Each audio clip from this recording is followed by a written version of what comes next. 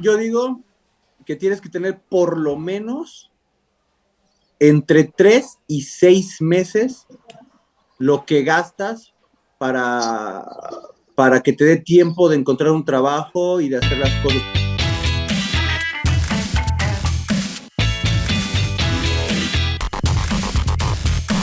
Bienvenidos, qué gusto saludarlos a este de su podcast Intercontinental Bambucha. ¿Cómo les va? Qué gusto saludarlos. Tercer capítulo. Paddy, Chacho, ¿cómo les va? Qué gusto saludarlos. ¿Qué tal, Bambi? ¿Cómo estás? ¿Todo bien? ¿Todo bien? Aquí ya, ya se hizo de noche acá. Igual aquí también. Los días se empiezan a hacer cortos por acá. ¿Tú cómo estás, Dani? Todo bien aquí con el tercer y último capítulo de esta serie de capítulos que hablamos de migración. Y nada, aquí apenas comenzando el día. Oye, Dani, pero dices tercer y último capítulo, o sea, ya no vas a venir a nuestro podcast. Ya nos está abriendo. ¿Qué estás queriendo decir? No, claro que voy a regresar, pero pues por el momento cerramos este capítulo de migración, ¿no? Es como cuando dicen que hay que cerrar ciclos, ¿no? Hay que cerrar ciclos, chachos. Nos está pidiendo... ¿Hay que cerrarlos o no? Nos está pidiendo una pausa. No seas apegado. Nos está diciendo, necesito tiempo. Necesito tiempo, claro. Quiero un break. No son ustedes. ¿A ustedes les han aplicado esa o ustedes la han aplicado esa de necesito tiempo? No, yo no le he aplicado, de repente yo ghosteo. Y es así como de, está peor, pero he ghosteado. Sí, o sea, he escuchado tú aplicas la técnica que... de ghostear. ¿Mande? Tú aplicas la técnica de ghostear. Sí, de repente ya ghosteo. Cuando ya no quieres algo, dejas de contestar mensajes. Sí, exacto. Si es un noviazgo, obviamente tienes que hablarlo, pero si no, todavía ghosteo. Ya. ¿Y tú, Paddy, cuál técnica aplicas, güey? ¿La de cambiarte de país? Oye, a ver, esa es buena pregunta porque ¿qué pedo con la vida amorosa cuando estás de país en país? Entiendo, estás una temporada y todo, pero pues te siguen, dicen, ¿sabes qué? No, ¿qué pedo ahí? Oye, ya directo a los temas fuertes. Sí, porque es buena pregunta. Yo tengo una historia que me contaron, pero no sé si la puedo decir aquí en el podcast. No, Chacho, contrólate. Tú cuéntala y si no, pues la editamos, a ver. No, mira. Chacho, cállate. No, te voy a explicar que no. Te pongas nervioso. No, es cierto. Es que es el último. Ya dijiste el tercer último podcast y quiero aprovechar, güey. Estás aquí, quiero hacer esa pregunta. Sí, exacto, sí, la última serie de 3. No, sí, mira.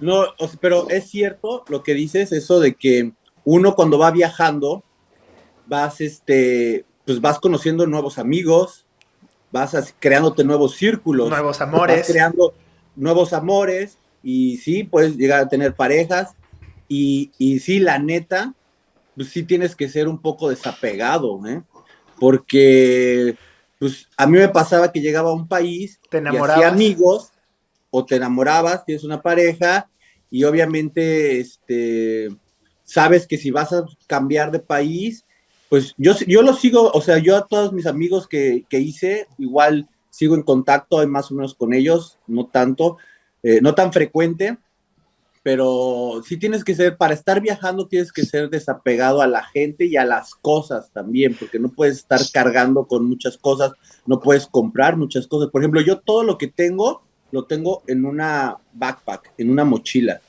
O sea, llevo yo unos, se puede decir que sí, como 15 años que no compro más de lo que cabe en una backpack. ¿Con qué te mueves? ¿Solamente ropa? Lo indispensable. Está padrísimo eso, ¿no? Porque entonces no tienes como toda esta presión social que la neta todos tenemos de decir, ay, güey, necesito tener no sé, una tele enorme o cosas que la neta ni necesitamos, güey, pero que la presión social nos dice que lo tenemos que hacer, ¿no?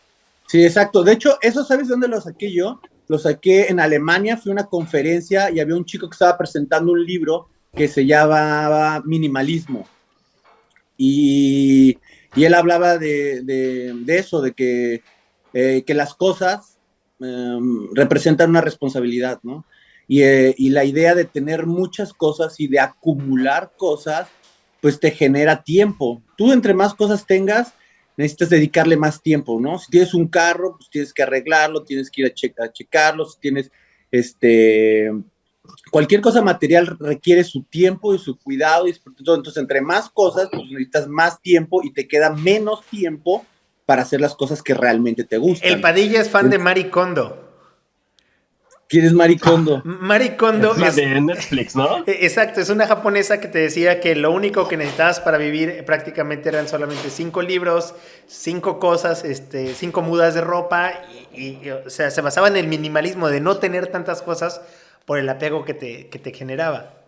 Bueno, o sea, yo hasta la fecha, tengo 10 calcetines, 10 interiores, 10 calzones, 10 camisetas, dos jeans, dos shorts, un par de gorras y un par de chaquetas O para el sea, invierno. el mueble que vemos atrás no es tuyo. No, no, sí, o sea, compro un par de cosas, pero no tan caras, porque sé que en cualquier momento me puedo ir. O sea, obviamente armo mi espacio normal, pequeño, donde me sienta cómodo, pero la idea es no comprar mucho. Y también ahorras mucho más, ¿sabes? Y ese ahorro lo puedes usar más para inversiones o hacer otras cosas, o tener dinero siempre ahorrado. Eso es importante, tener siempre dinero ahorrado para cuando salga un nuevo viaje, necesitas dinero, o cuando sale, o con los ojos bien abiertos por si sale una oportunidad de negocio y tengas el dinero para arrancarlo. Eso para mí es básico. A ver, decías tener algo ahorrado. ¿Cuánto es lo mínimo que tú recomendarías con lo que alguien pueda llegar a un país? Digo, hablando en el término ahorita, euro, dólar, están pues, prácticamente igual, pero o sea, lo mínimo con lo que pudieras llegar. Platicabas el caso de Alemania, llegas Sí. y hay algo que te Bueno, está, te asignan, ¿no? Pero... yo digo que tienes que tener por lo menos entre 3 y 6 meses lo que gastas para, para que te dé tiempo de encontrar un trabajo y de hacer las cosas. Por ejemplo, si tú vas a Alemania, una renta te cuesta 600 euros, 700 euros, más o menos, y gastas unos 100, 200 euros de comida, más unos 100 de transporte. Ponle que unos 1000 euros necesitas para sobrevivir un mes. Entonces yo creo que unos ¿Cuánto? como 1000 euros. 1000 euros, ok. Entonces yo calcularía Y por lo barato, ¿eh? menos unos 3000 euros para llegar a un lugar, alquilar una habitación, te dé tiempo de empezar a buscar un trabajo, en lo que encuentras el trabajo y en lo que te llega tu primer sueldo, porque en Europa te pagan una vez al mes, no es como en México que te pagan cada 15 días o en Estados Unidos que te pagan una vez a la semana. Entonces, como te pagan una vez al mes, empiezas a encontrar el trabajo a la tercera, cuarta semana. Entonces, yo creo que 3 meses mínimo, 3000 euros es lo mínimo que necesitas para llegar y no tengas la presión, y también no agarrar cualquier trabajo, el primer trabajo que tengas, sino por lo menos tengas la opción de ver varios y escoger el mejor dentro de tus opciones. A ver, nos quedamos Y Dani, mientras... pero este tipo de consejo, como no agarrar lo primero que se te pone enfrente, aplica en general para la vida, ¿no? No nada más para el trabajo. Eso es súper importante, algo que yo vi, no agarrar el primer trabajo. Y por eso tienes que tener siempre un ahorro, porque si no tienes un ahorro, Te ves vas a en la agarrar necesidad. ¿Cómo? Te ves en la necesidad de sí, ya, venga, lo que sea. Sí, y una persona en aprietos normalmente toma las peores decisiones. Entonces, siempre debes tener un ahorro, siempre, siempre ahí para que tengas tiempo para escoger la mejor opción A ver, y no nos tengas quedamos esa presión. mientras estabas en Alemania. Regresando un poquito a Alemania, ¿qué tan difícil a comparación de los demás países de Europa o es igual encontrar trabajo si no estás en una situación regular? Y por decir regular, que tengas permiso para trabajar, ¿qué tan difícil es? Porque llegas en Estados Unidos y prácticamente en cualquier lado sin papeles te contratan. Pero en Alemania es igual de difícil que en los demás países de la Unión Europea el que tú puedas trabajar sin un permiso. Sí, o sea, tienes razón, o sea, en Europa no es tan fácil como en Estados Unidos. En Estados Unidos es mucho más fácil trabajar Muy. sin papeles, exacto, muy. Y en Europa sí es un poco más difícil, ¿no? Aunque también existe la posibilidad. Entonces, hay mucha gente que viaja por 3 meses y puedes trabajar, obviamente puedes hacer trabajos como de mesero, en una barra de algún bar, los veranos sobre todo, o sea, sí puedes encontrar trabajo, pero ya si quieres tener un buen trabajo así en una oficina, en Seguridad una buena empresa, social. exacto, si Por ejemplo, necesitas, si eso quieres que, tener eso de eso, seguridad social es súper importante. Por ejemplo, acá en Reino Unido, güey, eso pasa, que la gente se viene y se buscan chambas de mesero, de cualquier cosa, y cuando se enferman, pues no tienes derecho al doctor. Entonces terminas, tienes que pagar como doctor privado y son súper caros. Entonces todo lo que ahorraste de 2, 3 meses que trabajaste, ya te gastas una buena lana entre medicamentos, entre doctor, y si tienes especialistas, entonces especialistas incluso peor. Entonces son cosas como bien importantes que la gente tiene que considerar cuando migra, ¿no? Y veo que muchos toman esa decisión de decir, pues me voy y ahí veo cómo le hago. Ahí es cuando extrañas México y la farmacia del ahorro y sus doctores o las farmacias ¡ja! De verdad es similares. que, no, De de verdad es que justo verdad, ¿eh? Sí, claro, o ayer sea, una estaba viendo consulta de una 30 publicación de pesos. Facebook. No, estaba viendo una publicación en Facebook de un chavo que justo decía, como, oigan, aquí no hay doctor Simi porque neta me siento bien mal y no sé qué hacer, no tengo dinero para pagar el doctor y no Bueno, tengo derecho a servicio social o a seguridad social. Sas, bueno, culebra. ustedes saben que Estados Unidos es famoso porque es un país de primer mundo y no te ofrece seguridad social, Está ¿sabes? perrísimo eso, ¿no, Eh, Dani? es Que no, rarísimo, que no hay sí, como, o sea, todo tienes que pagarlo, lo que es, así te duele el estómago y quieres ir al doctor, tienes que pagar tu consulta.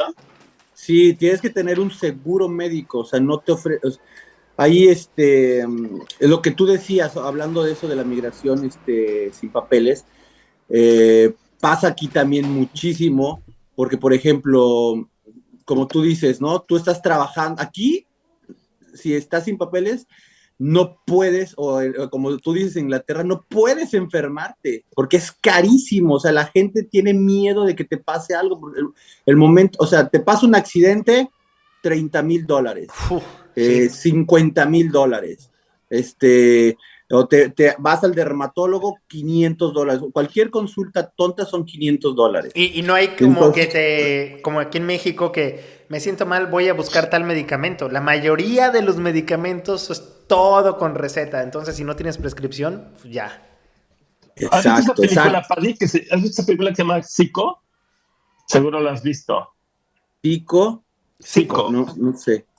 A Es ver, cuéntame. de, es de, justo es un documental de De cómo la preservativos, gente psico. pierde sus casas, no, cállate, de cómo la gente ha perdido sus casas, de cómo la gente ha perdido todo porque se enfermaron en Estados Unidos. O sea, gente nacional, ¿no? De Estados Unidos se enferman y no tienen lana para pagar sus tratamientos, entonces tienes que vender sus casas, tienen que quedarse prácticamente en la calle. Y es un documental real de Michael Moore. Velo, te va a gustar, se llama Psico. Ah, sí, sí, sí. No lo he Bien visto, pero ya viejito. sí. Michael Moore. Eh, sí, es un problema grande porque todo es muy caro dentro de la salud, pero pues ese es un tema que tiene años y no lo van a regular porque genera demasiado dinero a las empresas privadas.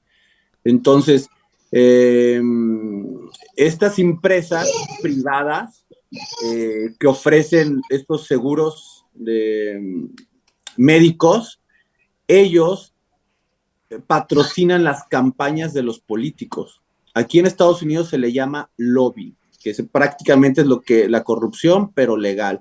¿Qué significa eso, el lobby?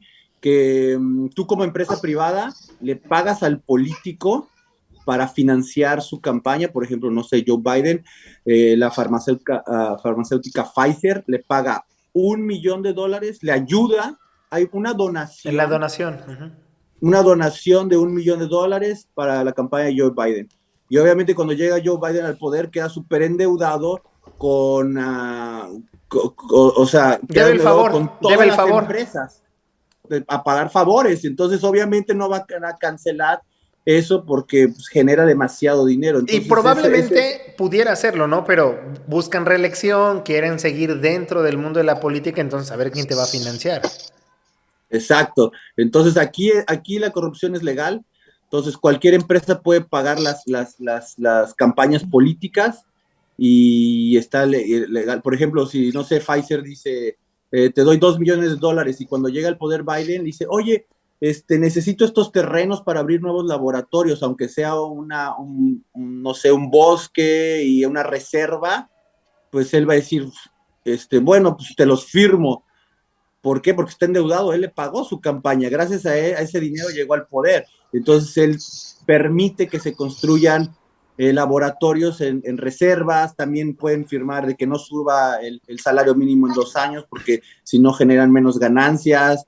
O sea, aquí prácticamente todo es de favores y dinero. Así es como funciona la política en Estados Unidos, y es el gran problema. Y sabes, y obviamente la gente normal es la gente que sale afectada, como en este caso el seguro social, ¿no? Oye, a ver, antes de llegar a Estados Unidos, porque ya nos estás metiendo ahí, rápidamente, nos quedamos donde estabas en Alemania. ¿Cómo fue que dijiste ya de Alemania va y Estados Unidos? O sea, ¿en dónde estabas trabajando y cómo fue que te veniste a este lado del charco? O Bueno, sea, yo estaba, ¿estás en América ahorita, mucha? Bueno, no, ¿a qué lado del charco? Perdón. O sea, hacia América.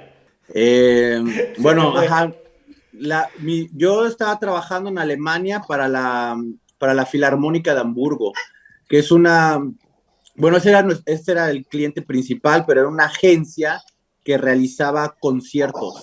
Este es el Estaba, trabajo que te dejó tu amigo. sí, en Alemania.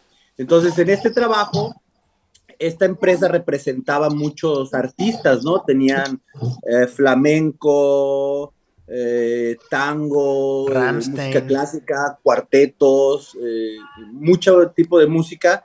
Y entonces había una persona dedicada para cada país. Entonces había alguien que se dedicaba cuando iban, por ejemplo, la Filarmónica de Hamburgo, cuando iba a tocar a Italia, había una persona encargada de organizar los tours allá, había una persona encargada para hacer los tours en Europa del Este, y yo estaba encargado para España. Entonces, ¿cuál era mi trabajo? Me decían, mira, tenemos que ir a 15 ciudades diferentes de España para hacer una presentación. Entonces, yo en la oficina ponía las 15 ciudades más importantes de España, y me parecía Barcelona, Madrid, Valencia, ta. Y entonces yo en cada uno buscaba todos los teatros y hablaba a cada uno. Hola, mira, somos la Filarmónica de Hamburgo, nos gustaría presentarnos tal día, ¿cuánto cuesta? No, pues qué tanto. Entonces yo recababa toda la información y teníamos que organizar un tour. Por ejemplo, ese tour fue de 12 días en 12 diferentes ciudades de España, y obviamente yo le decía a mi jefe ya en alemán, no, pues tenemos tales opciones, y él me decía, ok, escoge tal teatro, en esta ciudad, este teatro, y una vez que ya teníamos todos los teatros, pues empezar a hacer contratos, empezar a hacer la organización de vuelos, de hoteles, imagínate. Permisos, me imagino, ¿no? O ¿Cómo? los permisos. Sí, hay un montón de cosas que yo no sabía dentro de los conciertos, dentro de organizar conciertos, que por ejemplo depende de la ciudad y depende del teatro donde te presentes o el estadio donde te presentes. Te piden, por ejemplo, por cada 2,000 personas tiene que haber una ambulancia. Y eso me pasó una vez. Oye, pero a ver, Eh, duda. Entonces, la Filarmónica, vamos a decir, de Hamburgo, por poner el ejemplo de este cliente, viaja en empresa. ¿Qué quiere decir? ¿O a qué me refiero? Que ellos contratan o rentan el lugar donde van a actuar. A diferencia de, por ejemplo, otros artistas que hay un promotor, el que contrata los servicios de la Rosalía, Moenia o Rammstein. Yo te pago y tú vienes a tocar. Es diferente entonces sí, no, con la no es igual, Filarmónica. es una agencia que promueve Sí, pero ahí la... ustedes rentaban el teatro. Por Sí, ejemplo, sí, sí. en México hay un empresario, Daniel Padilla, se asocia con Manuel Galindo y con Bambucha, y entre todos pagan para que venga la Filarmónica. Aquí se le paga a ellos y ya tú cobras lo que quieras. Sí, no, aquí cómo funciona la agencia representa a un artista y la agencia se encarga de todo, de conseguir los teatros, de hacer la publicidad. Nosotros hacemos contratos de radio, de televisión, de papel, de flyers, de carteles en la calle. Yo me iba un mes antes, 2 meses antes a cada ciudad a caminar, a pegar pósters, a ir con las empresas a hacer convenios, a las casas de música, para ver quiénes iban a vender los tickets. y se hace una campaña muy grande. O sea, Sí. tú para tener un tour de conciertos de una semana en un país, te ocupas casi un año de planeación. Por lo menos unos 6 a 8 meses de planeación para hacer, porque ellos tienen que tocar en un día en una ciudad diferente para evitar los gastos logísticos. Por ejemplo, esta filarmónica tenía 50 personas, 50 artistas. Entonces, pagar 50 Habitaciones, habitaciones de sí, claro. hotel, pagar 50 comidas, 3 comidas al día, 150 comidas, pagar los aviones, los autobuses, o sea, un día que no toques en una ciudad Es gasto. genera demasiado dinero. Sí, claro. Entonces, por eso la logística tiene que ser geográfica también, o sea, tocábamos Barcelona, después Zaragoza, Zaragoza, Valencia y Valencia a Castelló, Castelló, Murcia, Sevilla, Jaén, hicimos Córdoba, Málaga y de ahí, ¡pum!, de regreso. Entonces tiene que tener una logística y es todo un show organizar un tour de conciertos y ahí aprendí muchísimo y es Sí, súper interesante. prácticamente tocan y se están subiendo al autobús o se están yendo al aeropuerto para la siguiente Sí, ciudad. sí, porque tienen que tocar todos los días para evitar gastos y generar más. Todo es para generar, o sea, Pero reducir los gastos al máximo. deben llegar a algún lugar, ¿no? Bañarse, descansar un poco o ahí como Claro, se... llega, y me pasaron cosas muy, muy locas y muy interesantes, porque, por ejemplo, eran puros artistas, muchos rusos, ¿sabes? Y los artistas siempre han sido muy creativos, muy locos. Y luego yo tenía que estar siempre atento de que estuvieran bien todos, y luego, no sé, todos tenían mi teléfono y cualquier cosa que necesitaban yo se les tenía que conseguir. Y había un ruso que le encantaba beber y siempre a las 3 de la mañana así, oye, consígueme una botella de vodka. Y ahí me tienes a mí buscando el vodka si no se pone loco y pues es un súper artista. Y pues ahí me tienes buscando sus botellas y es controlar 50 personas. ¡Fua!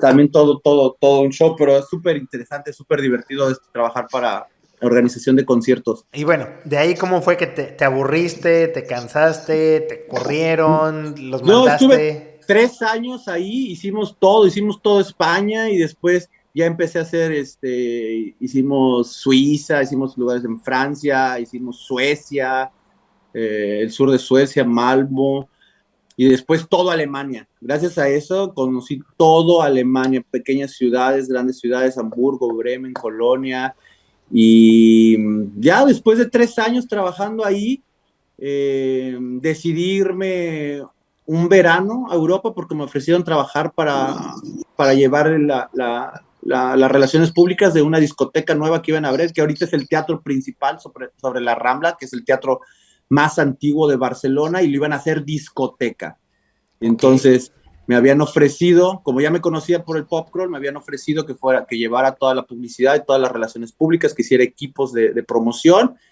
y dije, para cambiar, y me fui a España para ese trabajo. Y regresé a España. De España estuve ahí un año. Y de ahí regresé a México. Y de México, desde la pandemia, a Estados Unidos. ¿Pero México fue una parada o dijiste me voy a México? No, en México estuve casi 3 años en Cocobongo, Ah, ok, o sea, regresaste Ahí a en chambear. Playa, ¿no? Del Carmen. Que de hecho en Playa del estuve Carmen. ahí, te busqué y me ignoraste, güey, me acuerdo. Me acuerdo bien, te escribí, te dije, güey, hay que vernos. Nunca me contestaste. Mejor vi al César, güey. Se mamaseó, se ¿Sí? mamaseó. Mejor vi al No, no, no. César, güey, a la Tetor. Ah, pues ahí fue cuando el pinche güey me contó la historia, güey, de amores, que ya no me dejaron contar, pero bueno. No, sí estuve ahí en Cocobongo. También conocí muchísima gente, hay gente de todo el mundo en el Caribe mexicano, la gente que no conoce, Playa del Carmen, Cancún y Tulum, hay demasiado turismo, gente de todo el mundo, muchos europeos, muchos americanos, la derrama económica es grandísima, Mira, grandísima. Nito, yo siento que, o sea, y es la forma como yo lo veo, que Playa del Carmen, güey, fue como parteaguas, ¿no? O sea, fue como lo que te enseñó o lo que te dijo, o el gatillo, ¿no? Es decir, yo, Dani, me vuelvo así un ciudadano del mundo, ¿no? Porque yo me Sí, acuerdo, nos fuimos juntos a Playa del Carmen, ¿te acuerdas? Hace no sé cuántos años. Nos fuimos juntos y cambiaste un montón desde ahí. O sea, te fuiste, te volviste loco. No, Sí, o sea, yo, o sea, lo sí, digo loco porque de aventura, loco de de aventura, o conocer sea, loco más. en buena onda. Porque yo luego así, o sea, siento que mucha gente empieza como a conocer el mundo de manera diferente cuando empieza a ir a lugares que tienen mucha diversidad cultural o mucha vista de extranjeros. Y entonces es como tu curiosidad empieza a crecer y decir, bueno, pues qué pasa si o conocí estos españoles, que está padrísimo, quiero ir a España, ¿no? Conocí estos, no sé, rusos, quiero ir a Rusia y así, ¿no? O sea, a mí me gustó un montón esa época en la que estuvimos ahí en playa y para mí sí despertó como esa curiosidad en ese momento. Y bueno, Sí, creo que exacto. es una de las cosas por las que estoy acá. Exacto, exacto. Playa del Carmen, Tulum y Cancún son lugares donde encuentras todo. Y hay argentinos, venezolanos, italianos, rusos, americanos. Entonces esa diversidad cultural es la que te despierta a viajar. A mí es lo que me pasó. Y también pues te abre la mente para ver otras oportunidades, ¿no? Porque tú dices, bueno, pues aquí en México voy a buscar este trabajo, no sé qué, pero ya cuando dices, no, pues hay 197 países en el mundo y hay muchos trabajos y hay y se abre el abanico de opciones. Ya no nada más es, pues, la empresa de aquí de mi ciudad, la empresa de aquí de mi país, es Claro. las empresas y aparte con la globalización, pues todas las empresas tienen presencia en todo el mundo. Entonces, pues, ¿por qué no? No sé, para mí, o sea, yo me he dado cuenta que la vida es demasiado corta para hacer lo mismo toda tu vida. Entonces, en mi caso, siempre pongo hincapié en estas cosas que a mí me funcionan porque no a todos les funciona, pero en mi caso yo veo como que para mí, mis experiencias de mis países y los viajes y los idiomas que he aprendido son como haber vivido varias vidas. ¿Me entiendes? Porque mi etapa en Alemania es como mis amigos de Alemania, no sé, mi pareja en Alemania, mis conocimientos que tuve en Alemania, mis experiencias, es como si hubiera tenido una vida ahí. Y así me Claro. pasó con España, y así me pasó o sea, con Barcelona, con Ibiza, así me pasó con Belice, te estuve viviendo también en el Caribe, estuve ahí en la isla de San Pedro, estuve en Montreal, estuve en Canadá, y también esa etapa que me queda marcada, y pues viví en Nueva York, son como diferentes vidas dentro de una misma vida, ¿me entiendes? Porque son diferentes idiomas, diferentes culturas, diferentes aprendizajes, y entonces, o sea, es Estuviste en como Miami también, ¿no? Me acuerdo que vi varios sí, videos tuyos. sí, pero voy, pero, o sea, cuando puedo de vacaciones nada más, pero no me he Sí, o quedado. sea, como de vacaciones. Oye, Paddy, Y pero nada, porque, perdón que te interrumpa, pero se nos está yendo el tiempo y queremos que nos cuentes tu experiencia en Estados Unidos. O sea, te fuiste a Estados Unidos, ¿qué haces? ¿Por qué elegiste Estados Unidos? ¿Qué te Por gusta? ¿Qué no te gusta? Cuéntanos alguna Disneylandia experiencia es lo que le allá. gusta. sí, bueno, Estados Unidos, obviamente, pues Estados Unidos como potencia económica siempre también, te digo la verdad, al principio no me había llamado tanto la atención, porque Europa me encanta. Europa se me hace un lugar muy, hablando de las diferencias entre Estados Unidos y Europa, Europa se me hace, hay más cultura, el clima en el sur es muy bueno, la comida es fresca, es mucho más buena la comida mediterránea. Siento la gente más preocupada por cosas más culturales, y Estados Unidos siempre lo vi como un poco más de este capitalismo Make voraz, money, make ¿sabes? money, make money. Sí, Así lo ese veo, yo honestamente consumismo. así lo veo. O sea, a mí no me llama la Exacto, atención, pero quiero oír exacto. tu punto de vista, por supuesto. Sí, exacto, exacto, porque todo el mundo lo piensa. Mucha gente me dice, ay, Estados Unidos no, están locos, comen súper mal, y sí y no, ¿no? Y entonces, Estados Unidos, ahorita como el imperio, como la economía mundial que mueve al mundo, por, por ahora, porque se viene China con todo, pero por el momento tiene esa influencia en todo el mundo y la tiene por el poder económico, ¿vale? Y lo tiene, por eso el inglés es ahorita la lengua más hablada, por eso Hollywood es la industria más grande y Hollywood es la propaganda más grande de Estados Unidos. O sea, todo el mundo vemos películas de Hollywood y hablamos de Hollywood, y el estilo de vida que nos venden es el que se vende en todo el mundo. ¿me entiendes? Es el sueño americano que le llaman. Entonces, Estados Unidos, pero eso siempre ha pasado con todos los imperios, ¿eh? Así en su momento lo fue el Imperio Británico, que estuvo en todo el mundo. Antes de eso estuvieron los romanos, y por eso se hablaba en toda Europa latín. Y antes de eso estaban los griegos, que fue un imperio muy grande. Entonces, en este momento, Estados Unidos es el imperio, y por eso domina el inglés y dominan sus tipos de economías. Y Estados Unidos también no es, o sea, no tampoco es el malo de la película, sino tiene sus cosas buenas y malas. También hay cultura y hay muchas oportunidades de trabajo. La verdad que es el país donde puedes generar dinero más rápido y más fácil en general de todo el mundo en este momento. ¿Sí? ¿Qué haces en Estados Unidos, padre, si se puede saber?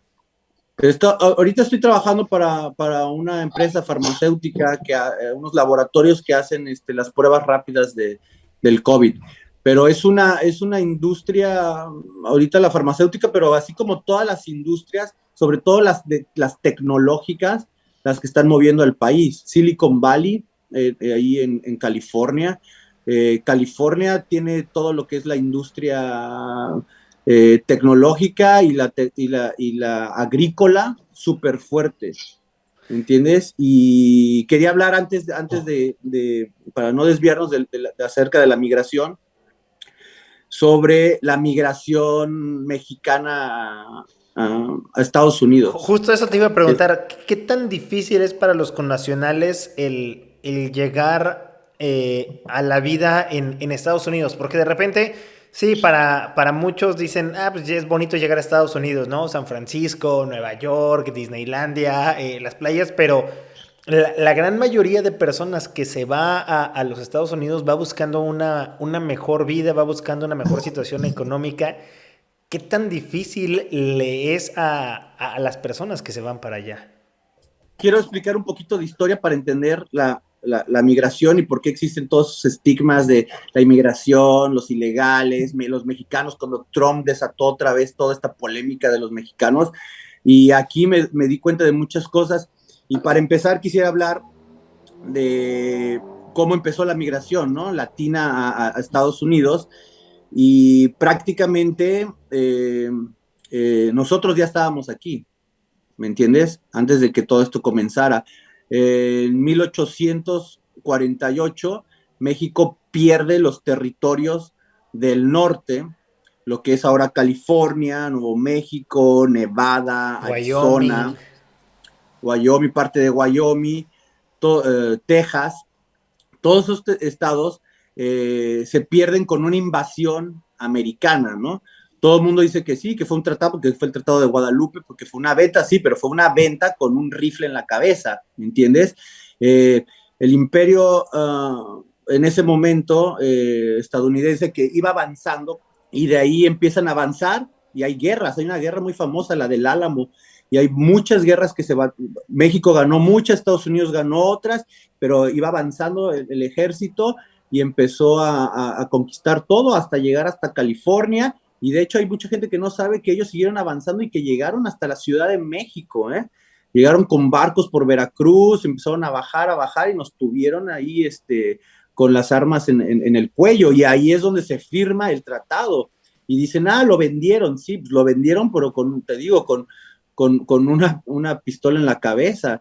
Y entonces al momento de ceder, de tomar esos territorios, pues la gente ya vivían ahí, los mexicanos ya vivían ahí, porque la independencia fue en 1810, esto pasó en 1840, tenía 30 años que ya era México, porque mucha gente dice, no era México. No, sí, hay una canción bien de los Tigres del Norte que dice, yo no crucé la frontera me cruzó, porque los mexicanos ya estaban ahí.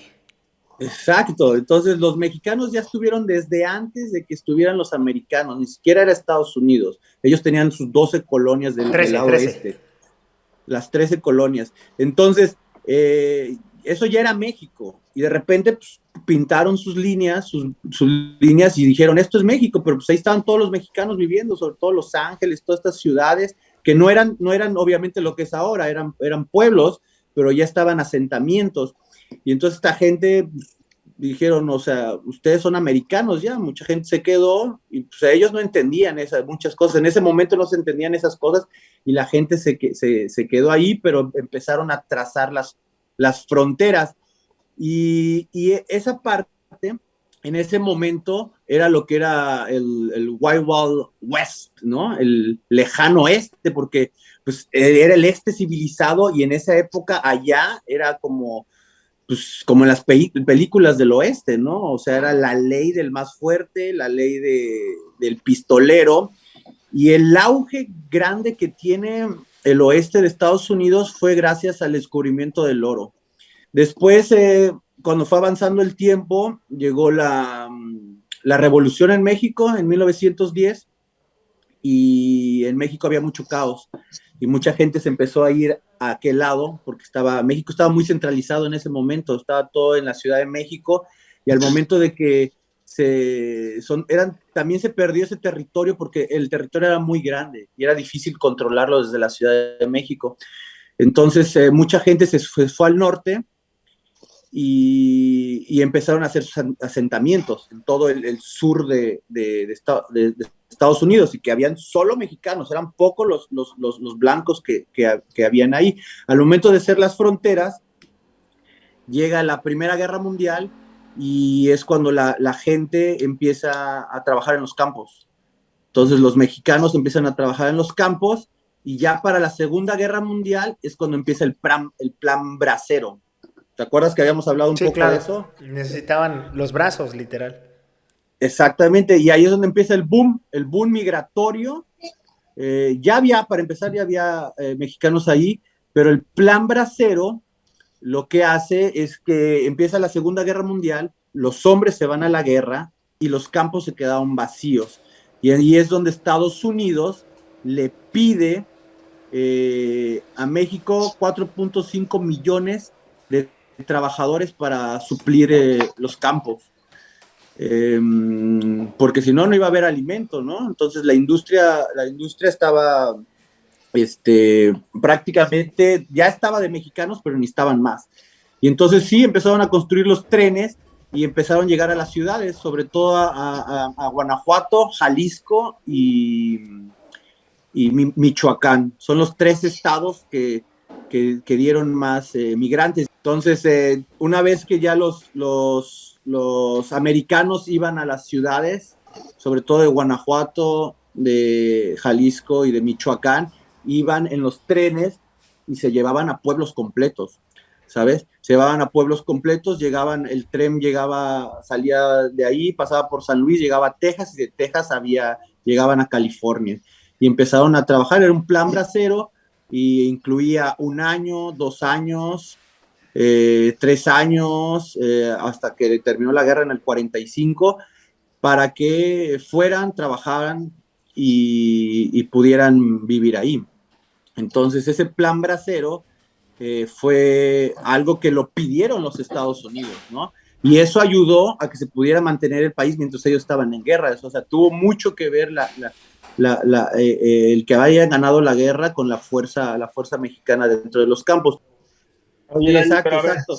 Ya para contestar un poco la pregunta, o sea, ¿qué es lo que más te gusta de Estados Unidos? O sea, ¿vale la pena? O sea, justo empezamos justo con este tema, ¿no? Me decías, gente en Estados Unidos como el capitalismo, como el consumidor, pero ¿ya cuánto tiempo llevas ahí, Dani? ¿2 años? ¿3 años? Sí, más o menos, ya más de 2 años, sí. Más de 2 años. ¿Y qué es lo que te motiva a decir, me quedo en Estados Unidos? Porque, como te dije, a mí no me gustaría, pero porque tal vez lo veo de una perspectiva bien diferente, ¿no? O porque no lo has probado. Claro, exacto. Y bueno, Estados Unidos, obviamente yo por cómo soy, porque tenía que ser Estados Unidos, o sea, es un país más que quiero hacer, como países en Asia que quiero hacer, o sea, es en la lista para mí, ¿no? O sea, de que yo tenía ganas de hacerlo para ver cómo funciona la clase media de Estados Unidos, y sí es real, la clase media de Estados Unidos vive bastante bien, mucho más arriba que cualquier país en el mundo, quitando obviamente a los suizos y a los noruegos, pero fuera de eso sí, tiene muchas ventajas, pero también tiene muchas carencias y las carencias son sobre todo eso, sobre todo los servicios médicos, la inseguridad, hay cada vez más inseguridad, el problema de las armas es un problema que está latente y está todo el tiempo. Los niños a las escuelas tienen que ir para entrar a la escuela tienen detectores de metales, tienen Wow. simulacros de una vez al mes tienen un simulacro los niños de por si entra alguien a balear a las escuelas. Es un consumismo desbordado, totalmente hecho al placer a corto plazo, en cuestiones de comida, de consumos. Y Estados Unidos puede parecer que hay mucha abundancia porque puedes tener una adquisición de consumos muy fácil, muy rápido y parece que hay muy bien, pero las cosas básicas como el transporte, que funciona muy mal, y la salud, que son cosas básicas, y la renta, que son muy caras, que son la base. Pero para todo lo demás, el Entonces, país del crédito, ¿no? Puedes estar en una zona de los más peligrosas, pero a lo mejor con una BMW o con un exacto. carro Sí, es como un del año. es un espejismo raro. Totalmente, Es un claro. Todo el espejismo mundo dice, raro. oye, ver los lotes de autos y de llévatelos prácticamente en el momento. Sí, porque aquí vives del crédito, todo el mundo tiene, pero todo el mundo está endeudado. Todo el mundo tiene la deuda porque hace que así funcione este, este, este país. Tiene sus pros y sus contras, pero hay que probarlo con ¿Vale sus la miel. pena vivir en Estados Unidos? Claro, o sea, obviamente vale la pena, ¿no? Obviamente vale la pena porque tienes un estilo de vida más arriba que tenemos en nuestros países, pero tienes que ser muy inteligente porque si no te come el sistema. Puedes ganar muy bien y aquí tienes un consejo de no se vuelvan locos cuando estén en Estados Unidos y nada más porque tengas 30, $40,000 en tu cuenta y piensas que, tengo mucho dinero y voy a comprarme esto y voy a comprarme el otro, ese dinero aquí se te va rápido. Entonces, no volverte loco no endeudarte, es súper importante, no endeudarte y trabajar y ahorrar y con ese dinero hacer inversiones y crear negocios, porque si no entras en un círculo como de rata, porque aquí la gente tiene 1, 2, 3 trabajos, porque le gusta vivir bien, entonces quiero mi supercarro, quiero mi casa grande, quiero mis 3 vacaciones al año, entonces la gente para mantener ese estilo de vida necesita 2, 3 trabajos, entonces te la vas trabajando y comprando, trabajando y comprando, trabajando y comprando, pero la vida se te va a ir, ¿no? Entonces no hay comunidad. ¿Por qué? Porque no tienes tiempo para tu familia, no tienes tiempo para tus amigos, no tienes tiempo para salir a la naturaleza, para ver un poco para ir a los museos, para ir al mar, para ir al lago, para ir al bosque. O sea, es un sistema que te absorbe si tú te dejas. Oye, Dani, y por ejemplo, todo esto que nos cuentas, o sea, todo este estilo de vida que nos contabas justo al inicio del podcast, donde hablabas del minimalismo, de decir, yo tengo 2 pares de jeans, tengo 10 calzones, tengo una gorra, o sea, la verdad es que está padrísimo y es como un sueño, ¿no? O sea, yo creo que un montón de la gente que lo escucha y yo principalmente, es algo que quisieras un día conseguir, es decir, o sea, está padre, es un sueño, o sea, a mí me gustaría poder hacerlo, ¿no? O sea, para mí, para mi mente que tengo ahorita, no puedo, pero si quisiera, ¿no? Pero, o sea, ¿cuál es el consejo? O sea, ¿cómo logramos llegar a donde estás ahorita, Daniel? Porque la verdad es que mucha gente, estoy seguro que mucha gente quiere lograr eso que estás haciendo. O sea, ¿cuáles son Okay. digamos, los 3 consejos que Daniel le da a la gente que quiere lograr llegar a donde estás ahorita? Lo que me funciona a mí, ¿vale? Que es básico y que empieza desde la salud, de verdad, ¿eh? Para mí el 1 sería, la base es dormir bien, comer bien, hacer ejercicio y estar sano, porque si no estás sano, vas a estar enfermo y no tienes la lucidez del cerebro, la lucidez del cuerpo para hacer planes, para hacer viajes y te cuesta mucho dinero la salud. Entonces, estar sano sería lo primero y la segunda sería mantenerte ligero en cuestión material, ¿vale? Tener pocas cosas, porque si tienes pocas cosas, tienes más tiempo para hacer las cosas que te gustan. Entonces, en mi caso, ¿no? Yo me mantengo ligero con una mochila, cabe todo lo que yo tengo, mis libros, mi computadora, mi teléfono, mi cámara y algunas cosas. Y aún así, las cosas que tengo me encantan, ¿eh? No es como, ay, pobre, nada más tiene eso.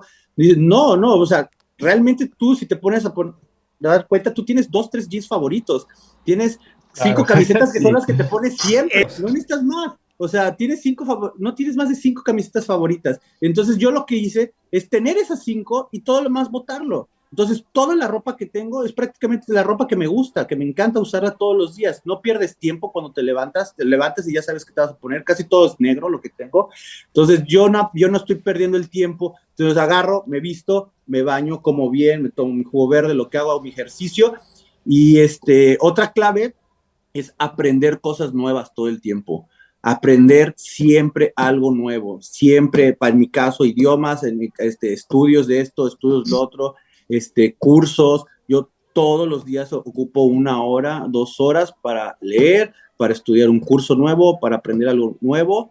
Y te digo, mi base es el ejercicio, mantenerme eso y tener un plan de ahorro. Es como mucha gente yo veo que pregunta, así como, oye, pero ¿cómo le haces para viajar tanto? ¿Cómo le haces para estar en tantos países, no?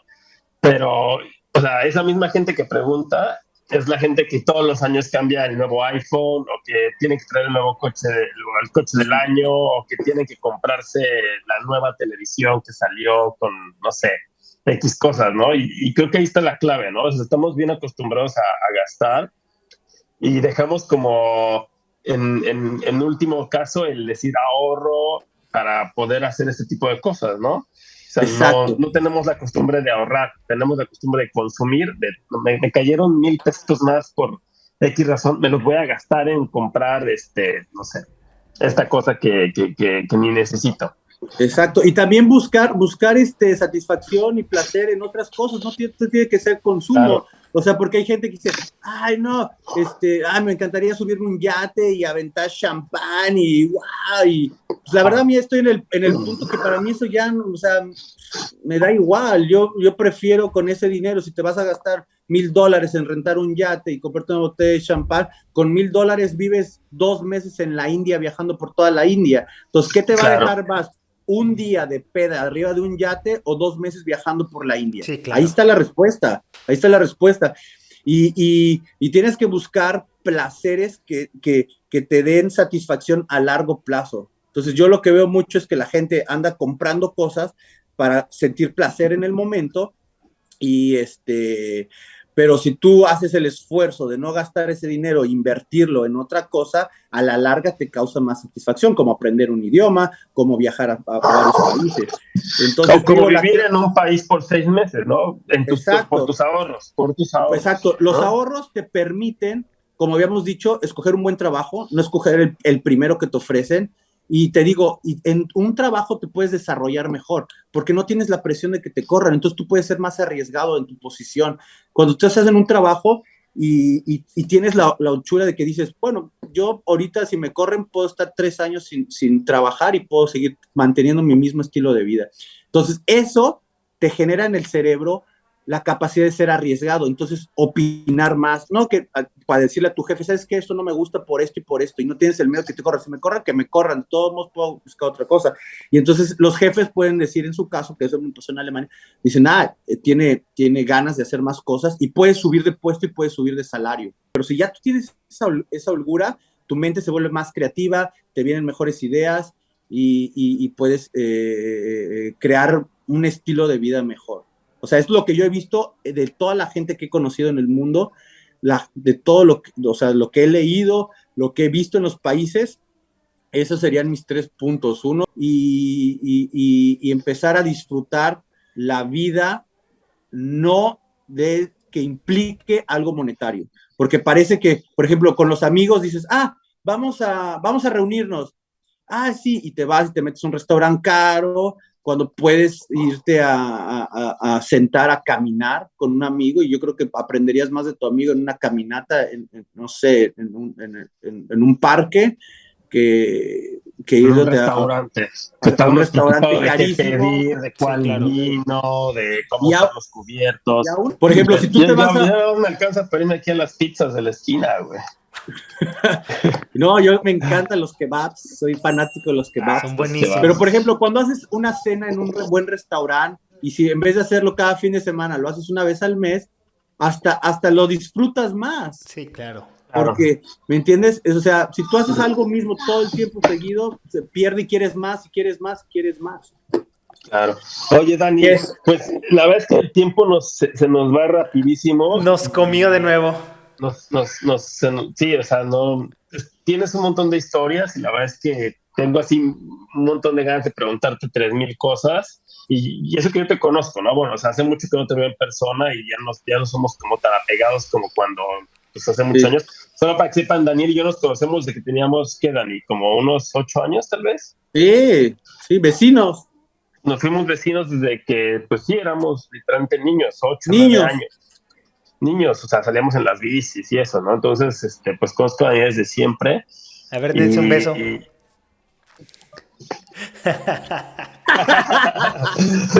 Ahora que vengas, Dani, te doy un besito. A ver, aquí en tu cachetito. No, Dani, pues la verdad es que muchas gracias por tu tiempo, para el podcast, por toda esta ilustración, porque al final de cuentas creo que a mucha gente también le ha servido para abrirle los ojos, para motivarla, o sea, toda la experiencia, todo el mundo que traes y todo lo que te falta, o sea, creo que impulsa mucho a la gente. O sea, yo veo, Daniel, cuando publicas cosas en Facebook, sin ánimos de decir, lo estoy presumiendo, sino veo que realmente lo haces desde una perspectiva, estoy disfrutando la vida, me motiva, la verdad es que me motiva y llevo muchos años con esto, de decir, bueno, veo que Daniel hace esto, pues ojalá un día yo también lo pueda hacer, ¿no? Para mi hijo, a mí me gustaría que él aprendiera también este estilo de vida, ¿no? Porque pues está padre, no, es muy fácil decir, consigo un buen empleo en la Ciudad de México y me compro mi buen coche y tengo mi departamento en la Roma y es mi vida, ¿no? Pero de cuántas millones de cosas nos estamos perdiendo todos los días por estar en esa zona de confort. Te digo, el consejo más grande es, tienes que aprender a adaptarte. Tienes que estar listo para adaptarte a los cambios que te da el mundo. Y con eso, y si estás adaptado a eso, a las tecnologías, a las nuevas formas de vivir, es más fácil que sobrevivas, porque si sigues con esa mentalidad de no, necesito una casa propia, y te vas y te gastas en México 5 millones de pesos para comprarte tu casa, la pagaste y la vas a pagar en 30 años y de todos modos vas a tener que seguir trabajando, porque pagaste nada más tu casa, ya no vas a pagar renta, pero tienes que pagar todo lo demás. Entonces, ¿por qué en vez de comprarte esa casa, eso no lo inviertes? Lo puedes invertir, lo puedes tener ahorrado para hacer nuevos negocios, cosas que te generen dinero, ¿sabes? No invertirlo en ti, ¿no? En tu felicidad. También se vale, ¿no? Decir, bueno, a lo mejor nunca quiero ser millonario, pero quiero viajar por todo el mundo, quiero conocer la cultura de la India, quiero conocer la cultura de Asia. ¿Y qué es más enriquecedor que algo así? Exacto, ¿no? Sí, yo también igual, yo no tengo la idea de ser millonario ni nada, pero obviamente quiero tener el suficiente dinero para tener una vida sin tener que hacer trabajos que no me gusten. O sea, básicamente es eso, o sea, poder escoger los trabajos que yo quiero y tener la soltura de poder hacer mini retiros, ¿no? O sea, no tener que esperar hasta los 65 años para retirarme y hacer las cosas que quiero. Entonces, yo cada 5 años me agarro 6 meses, 1 año sin hacer nada para viajar y son mini retiros. Agarro de mis ahorros y me agarro 6 meses y así, y a cada 5 años hacerlo hasta que tengas 65, entonces ya no tienes que esperar a los 65 cuando ya no vas a tener la energía para viajar, ¿no? Dani, de verdad, muchas gracias por tu tiempo. Dijiste al principio del episodio que este era el tercer y último podcast, pero esperamos que no sea así. Yo creo que tenemos un montón de gente que quiere hacerte miles de preguntas de cómo hacer esto, cómo hacer aquello. Una vez que empiezas parece más fácil, pero antes de empezar, realmente la gente no sabe por dónde, ¿no? Es decir, cómo, o sea, tomo un avión y llego y qué hago, dónde vivo, dónde trabajo, hacia dónde voy, sí, no claro. Conozco a nadie. Lo que decía mucho hace un rato, ¿qué pasa con mi familia? ¿Qué pasa con mi novia? Son millones de preguntas que alguien sin experiencia, pues seguro tiene y que ojalá en otro episodio del podcast nos puedas acompañar y podamos hablar ya de temas a lo mejor un poco más personales, ¿no? Que nos cuentes historias, que nos cuentes anécdotas. Y pues creo que a todo el mundo le va a encantar eso. Pero gracias, Dani, por tu tiempo. La verdad es que nos fue muy enriquecedor. No, gracias a ustedes. Yo también me acordé de muchas cosas que, o sea, ya no me acordaba, y también para mí me hace como una catarsis de a ver qué sigue, ¿no? Y de ver hacia atrás, y si a alguien le sirve, que a alguien que le guste viajar y le sirve de motivación o cualquier cosa, también pues también me pueden escribir, si tienen alguna duda o cualquier cosa. Acá vamos a poner tus redes sociales. Vamos a poner tus redes sociales, Dani, para que la gente también te contacte directamente si tienen preguntas. Estoy seguro que sí, muchas personas te van a escribir. Y pues, sigo esperando que vengas a visitar, Daniel, acá. Sí, voy pronto. Tal vez a finales del próximo año voy para Londres. Y a ver, hasta podemos hacer algo, a lo mejor sale ahí un negocio, algo, vamos a ver qué hay. Ya sabes que eso sí, desde Urbe Clothing siempre vamos a ser empresarios, siempre. Muy bien. Bueno, pues gracias, Dani, gracias mucha. Nos vemos, muchachos. Nos vemos en la siguiente. Ok, cuídense. Bye. Cuídense. Bye. Chao.